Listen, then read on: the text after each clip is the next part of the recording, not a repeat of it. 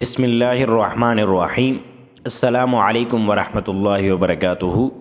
آج کی ہماری حدیث مبارک جس کا مفہوم حضرت ابو درداء رضی اللہ عنہ کہتے ہیں کہ ایک دن رسول کریم صلی اللہ علیہ وسلم نے صحابہ کو مخاطب کرتے ہوئے فرمایا کہ کیا میں تمہیں ایک ایسے عمل سے آگاہ نہ کروں جو تمہارے اعمال میں بہت بہتر، تمہارے بادشاہ کے نزدیک بہت پاکیزہ، تمہارے درجات بلند اور تمہارے روپے اور سونا خرچ کرنے سے بہتر ہے، اور اس سے بہتر ہے کہ تم اپنے دشمنوں یعنی کفار سے ملو اور تم ان کی گردنیں مارو اور وہ تمہاری گردنیں مارے۔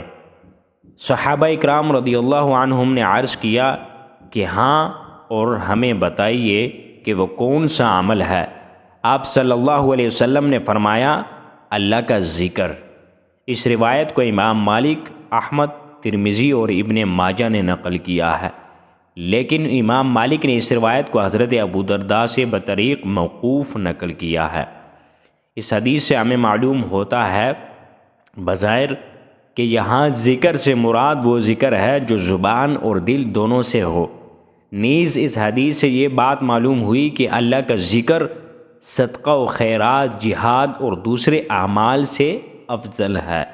اللہ تبارک و تعالی ہمیں اللہ عز و جل کی زبان اور دل دونوں سے خالصتاً ذکر کرنے کی توفیق عطا فرمائے۔